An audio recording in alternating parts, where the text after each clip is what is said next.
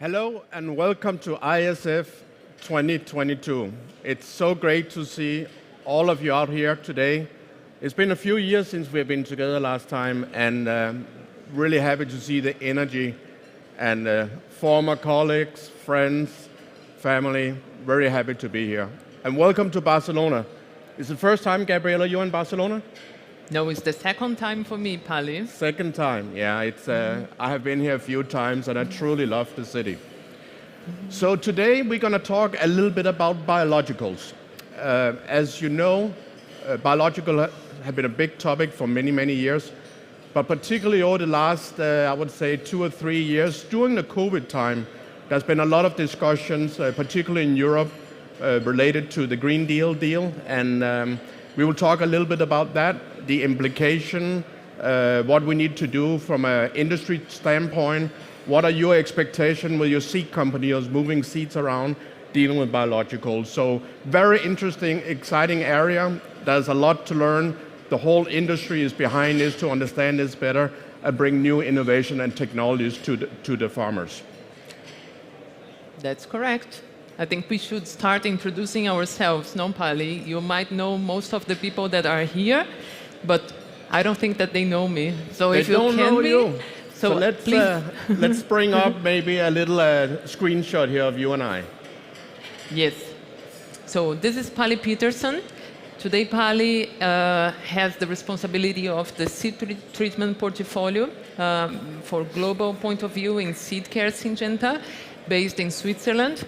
Pali is Danish. He has 12 years of experience in the seed treatment business. And also, he was born at the farm. He's very proud to say all the time that he knows how to drive a tractor. That's true. Yes. That's true. So I like that. that's you. Yeah. And this is Gabriela Antoniol. She's Brazilian, as you probably can imagine or expecting. She's been with Syngenta for 12 years. She's a global product manager responsible for our biological portfolio and our strategy, our global strategy in biologicals in the seed treatment group in Syngenta. Worked in many different countries, got a lot of experience from, of course, Brazil, where she was a key account manager working with seed companies like yourself, but also experiences in Mexico, Africa, Middle East, and came to Basel. When did we bring you to Basel? 3 years ago. 3 years ago, yeah. So it's a great journey. She's a chemical, environmental engineering as a training, and so that's good. But I think before we get started, Gabriela, biologicals, there's always a lot of people that have different views about biologicals. What are they? What does a biological mean? Why don't we go through a little bit, maybe talk about the definitions? Yes. So if you look to the current regulatory perspective, we can have very different categories of biologicals. So this is the way that we found that is good and clear to talk to our customers about what would the 3 pillars would be. So biologicals are products delivered by nature for protecting and strengthening the crops. First pillar are the biocontrols. In the biocontrol space, we can have any natural occurring material that is able to protect, control, and suppress disease, pests, and nematodes to the crops. We have a few examples, Pali, if you can bring... Well, there are biocontrol, you know, when I joined Syngenta 12 years ago, one of the first projects I was asked to work on and develop was, today it's sold under the brand name of Clariva, Pasteria niçoçae, which is the only true biological nematicides that are available in the market. It gets all its energy and reproduction reserves from feeding on nematodes and killing nematodes. So it's like a parasite on a parasite, if you can use that. So that's a great example. It's a true biocontrol product where you can claim on the label it got control of, in this case here, soybean cyst nematode. We're selling it in US and in Brazil. Another one, of course, are also bacillus. There are many bacillus species in the market today. Many companies have a bacillus in their portfolio that also work, for example, on nematodes, but maybe not as much as control, but more, I would say, a repelling kind of situation, but very, very effective in that area. Okay. Then we go for the biostimulants. These are other natural components that are helping plants to grow stronger. So they are stimulating the plants. They can stimulate the germination, root development, shoot development. And this is very key for areas that we have abiotic stresses. So we have been trialing a lot of biostimulants at the global level, and we see that the more stresses you have in terms of nutrition, in terms of lack of water, cold stress, then you see great benefits on the biostimulants applied on the seed. In case of seed treatment, we also see many companies in this area working also with micronutrients applied together with these natural substances. We also have 3 products in our portfolio today. So for Seedcare Syngenta, we are working with Epiview umbrella brand. We have 1 product based on seaweed extract that is also combined with a few key micronutrients that are important for physiological process on the plants. Important for us is that in this area, we need to have broad registration of these products, specifically for the European market, so the seed companies can freely move the seeds across the countries. We also have a very remarkable performance with another product called Epiview Vigor that today we are selling in Brazil. And this is the beauty of the biostimulants, because we are making the plant to germinate much faster. I don't know how familiar you are with the Brazilian market. I'm not. Can you tell me about it? So in the Brazilian market, we have great pressure of stink bugs on corn. And we realized that once we apply biostimulants, we are making the plants to grow faster and escape the damage of the pest. So this is a good example on how the physiological process of the plants can also help farmers to combine with real chemistry control and also help them to manage, in this case, this important pest in the corn business. But that's a very unique characteristic for seed treatment have, that you can help the grower get his crops out of the ground much faster by simple technology like this. So yes. Why have that not been done before? Is that something that have been going on for many years, or is it a new technology, the biostimulants? Or? So biostimulants are very old in the market, and as I said, we have many companies working in this area. But personally, I think that everybody's now much more focused on trying to find solutions based on this public pressure that we are facing, for example. Correct. So more and more we will see companies investing in this area. Mm-hmm. And I think that for the next year, biostimulants are going to be the key tool that we can combine with the chemistry, especially to address this early good establishment. That's right. Then if we move, the next pillar are the nitrogen fixation and the nutrient use efficiency. Here we are talking about microbials that are able to fertilize the crops. So the most common example are the rhizobium products that are broadly adopted, not much in US, for example, but in Brazil, we treat almost 100% of the soybean with inoculants on the seeds. And they have this amazing capacity of just taking nitrogen from the air to the soybean. This can be applied on legumes, very common in Canada, for example. And we also have the nutrient use efficiency products that are beneficial microbials that are helping the plant to grow stronger. So here, bacillus also have a role. We see a lot of phosphorus solubilization happening now in the market, and also products that are able to stimulate hormones in the plants, all based on living organisms. Do you want to talk a little bit about rhizobium? Or? Yeah, so rhizobium is a very unique technology. So one of the things that are very characteristic with the plant is the plant in general is quite lazy, and legumes that can fix nitrogen from the atmosphere, if you have freely available nitrogen in the soil, the plant will take that up. It costs much less energy. But if there's no nitrogen available in the soil solution, it can fix nitrogen. So the legumes like soybean, peanuts, pulses, all can utilize these bacteria that can help get rid of some of this nitrogen in the atmosphere and convert it into available nitrogen to the plant. And we see it all over the world that when you go in to a field or to an area that have no history of soybeans, for example, if you use soybean as an example, you use these inoculants, and the improvement of the inoculants have been a big game changer in the use of inoculants. So they were not very well compatible with chemistries. The formulations was not very good, so they didn't last very long. The inoculant companies and the biological companies have done a really nice job on really moving the bar on compatibility, but also how long it can survive on the seed before it gets planted. So that whole evolution has been tremendous over the last 10, 15 years. And as you said earlier, Gabriela, some regions they're nearly at 100% level, and other regions that just start realizing now what value these inoculants can be brought into that. So I think that's a great example in the legumes, but also other crops, Gabriela. So there are other technologies where you may not be a legume and can fix nitrogen, but you can still help on nutrient uptake and nutrient utilization. Can you give an example on that? So another example would be azospirillum, which is a beneficial microorganism as well that was developed and I think it was Embrapa that focused more on developing. And we see a benefit on the fertilization of monocots. So I really believe that this is going to be the first product to be introduced also in Europe with this all new wave of microorganisms working on nutrient use efficiency. Currently in Brazil, we also see farmers adopting this on soybean. So azospirillum is, I think they are almost reaching 20% of the total inoculation of soybean. So it's becoming very common to have rhizobium and azospirillum applied on soy.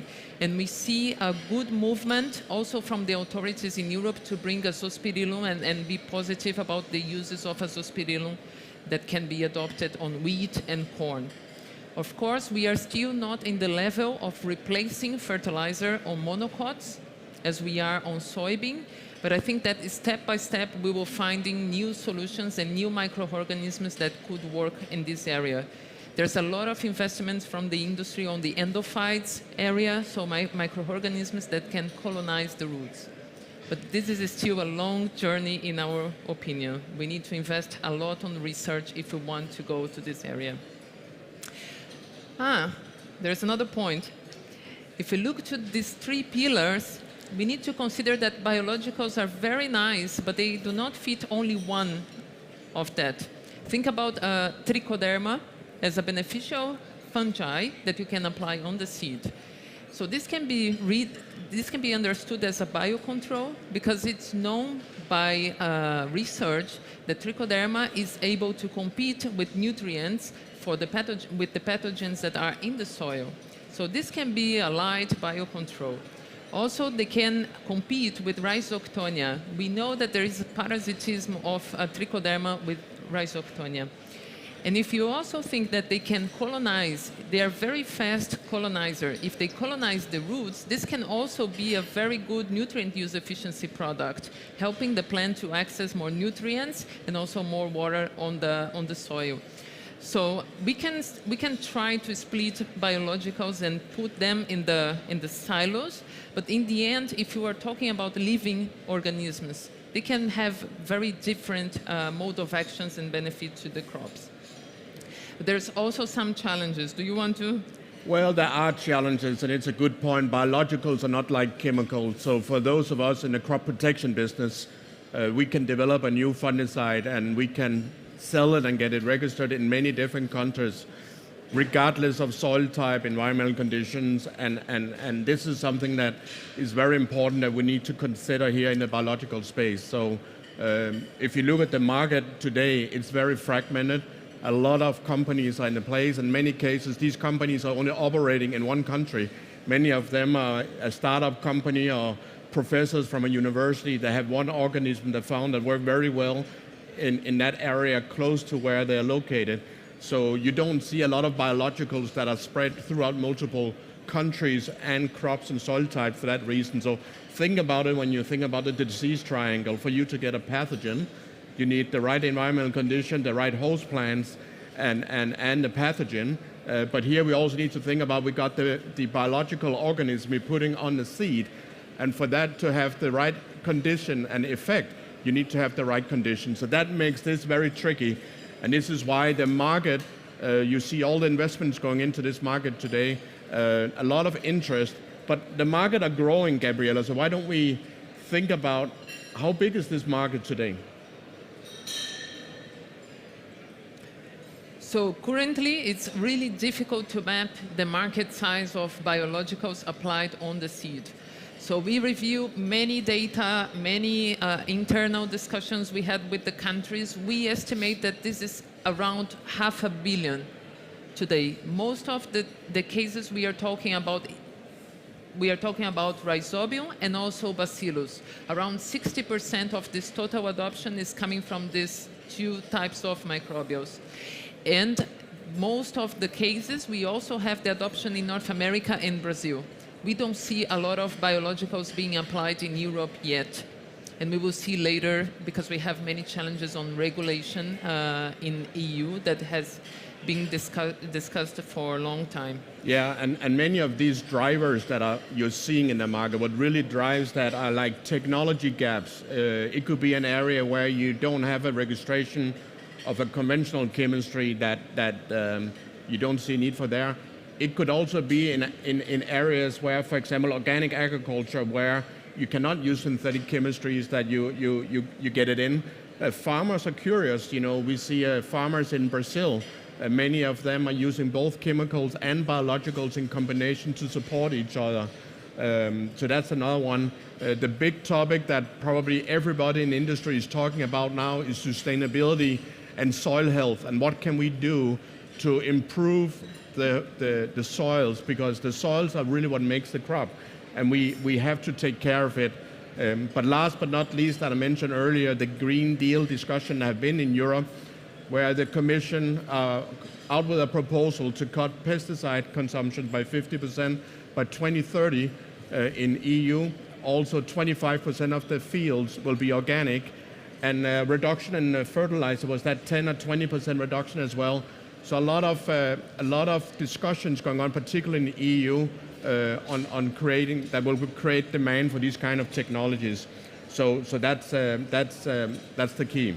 So we have a lot of demand ahead of us. I think we have a great challenge for those of us working in the industry with R&D to bring new solutions. But there are also some expectation, Gabriela, that I think it's important that we share with the audience here today. Yes.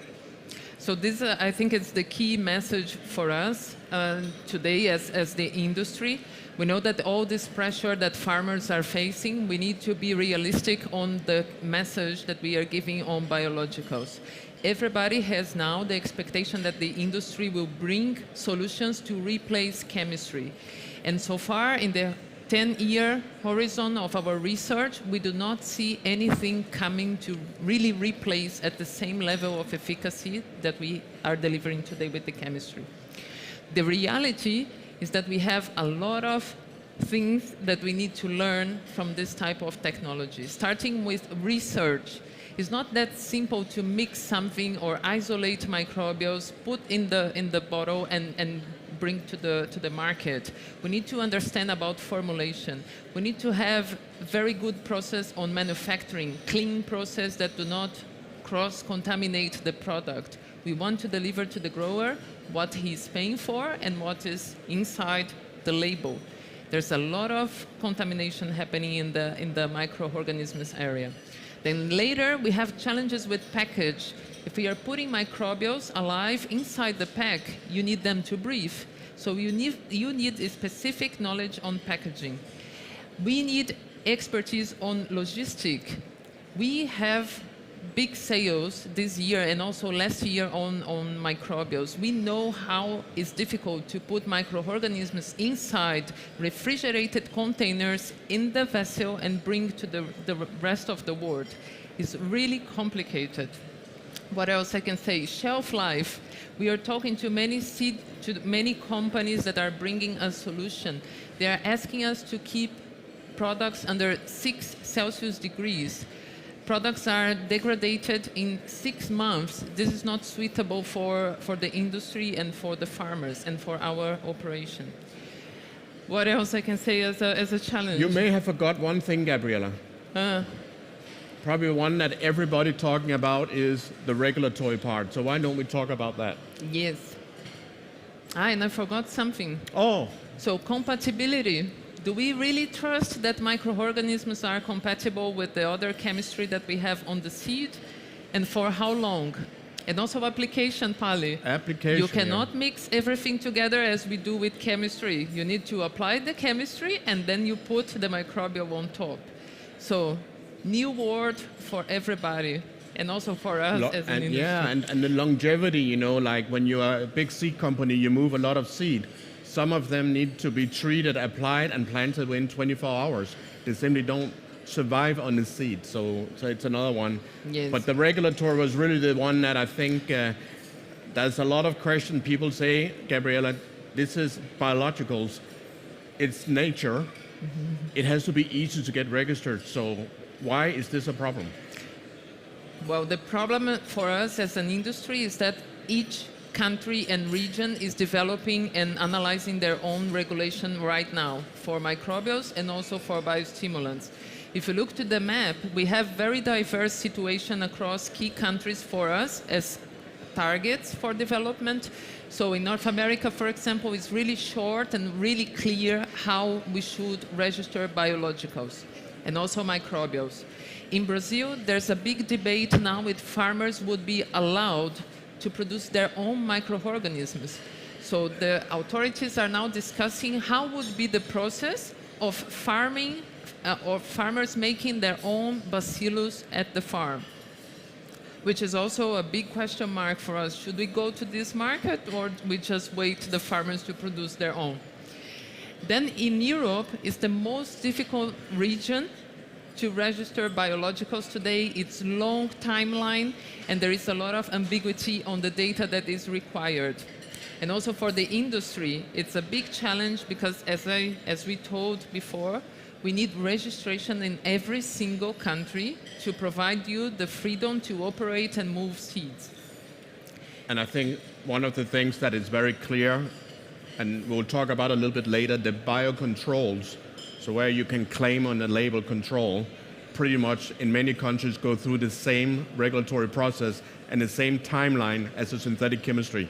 So think about go-to-market, the investments you're putting into this, and maybe you can only sell it in one country because the other countries don't allow you to move this biological organism into the countries is also something that is very important that is being taken into consideration.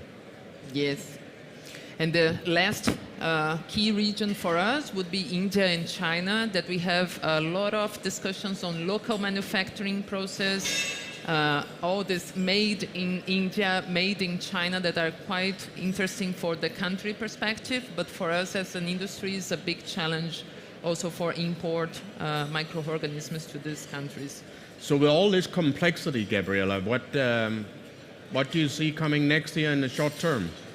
Yes, I can speak by myself as Syngenta in Seedcare, but we also talk a lot with other partners in this area. So we know that most of the companies are now setting the key targets for working with 30-part companies, so biological companies that are developing their own products. They can offer products to us and we will screen and make sure that we have the high standards of seed care to introduce in our portfolio. So with that, in short term, we want to launch a new bionematicide. We will extend the uses of Epiview globally because we really trust on the technology. Epiview Energy was developed many years ago with Valagro, and currently today we have all the registrations that we need in Europe. And also at Tuva, we have one brand of inoculants that we are also expanding to other countries. And what else I can say? Well, I think in the long term this is probably where we all want this now, but all the R&D companies we are working on this like us, and we need biocontrol products. So you saw earlier the slide where Gabriela talked about the 3 categories. So probably 97-98% of biologicals in the market today are what we call biostimulants. Very few biocontrol, but we need biocontrols where we can add claims on the label that you have activities against fusarium or activities against nematodes or pythium. And this is an area, there's a lot of opportunities in this area. We are investing heavily in this. So this is, I say, in the long term, this is what we can expect coming from that. And then, of course, improved unique biostimulants. So Syngenta acquired a company called Valagro. Gabriela talked about it earlier. And a lot of opportunities. They are the global largest biostimulant company. A lot of opportunities taking their knowledge and know-how into the seed treatment area and to the seed industry. And we're really excited about that as well. So this is probably the two areas. But then there's what I call the Taj Mahal. So the Taj Mahal is nutrient use efficiency. So particularly in Europe, we are hearing a lot about quotes on how many pound of nitrogen you can put out, and any kind of biological organism that can help you on the efficiency of uptake of nutrients, either of nitrogen or phosphor, potassium, is going to have a huge impact. Just think, Gabriela, if we can reduce nitrogen by 10% because of a natural organism, and you're not going to give up any yield, that would be fantastic. Don't you agree? I totally agree. I think about it 24 hours. I know you do. I know you do. And the other point, Pali, on the long-term design, we see that biologicals will have a limitation, not only in the performance, but also in the spectrum of control, because we do not expect a biological applied on the seed to control sucking pest. Anything above the ground will be very limited for biologicals. Also for seed-borne disease, it's really hard to believe that a biocontrol can deliver this kind of control. That's a very good point, Gabriela. So when we're thinking about our seed treatment targets, a lot of time we have above ground insects, mostly sucking pests like aphids and stinkbugs. And then you got above ground early diseases, but then you got below ground nematodes, diseases, and insects. And a lot of these biologicals are not systemic. So if we get into the point with biologicals, we may need some additional foliar sprays early in the season to get the crop established. And why don't we talk about that? Let's try and wrap it up and maybe just highlight what we just talked about, that biologicals are going to be the future. There will be a lot of investments going into that, but they will not be alone. So I think that's probably a key message we can talk about. So why don't you go ahead, Gabriela, and help us here? Okay, so as we talked, as a summary, and as just Pali just said, we expect biologicals to grow a lot, mainly because of the restrictions that we will face, and also for the pressure from community to have something more environmental friendly. But we do not believe that this is going to really replace chemistry. And we, as I said before, as the industry, we need to guarantee and set the right expectation to do not frustrate our customers. And particularly when you're a seed company and movement of seeds, seed-borne diseases is still something we need to deal with. And we don't see any technologies coming in the short term that will be able to overcome that problem. So that's a good point. Yes. There are some challenges that we believe we are able to address as a supplier. So the efficacy, performance, the shelf life of the product after application on the seed, the stability, we really believe that we as the industry, we can improve that. But as I just said before, there are some targets that we will never have from the biologicals applied on the seed, as the seed-borne disease, above the ground insects, and also early disease. So we will need to be very clever on how we develop the right product recommendation to the farmers in order to achieve control for early establishment. Then we also expect the regulatory challenges to remain and to be very diverse according to the regions we talk about. And that, in specific that area, we as an industry, we have to join forces and work together, because it's a new area for all of us, and work with the government affairs and anybody who are helping us in this area. A lot to learn. We are diving into it right now. We're learning every day, but it's something that we all have to work together on. So that's a good point, right? Yeah. And as a last point, we need to think differently. So it's going to be the key challenge for us to be creative and think about different tools, adopt biologicals as one additional solution to the key offer to the farmers. But we will need to think very differently for the future in agriculture, and we really believe that biologicals are one very nice tool to support us on bringing the best value to the growers. Thank you so much, Gabriela, for joining me here today, and thank you all for listening out there. It's really a pleasure to be back here at ISF again. See you all.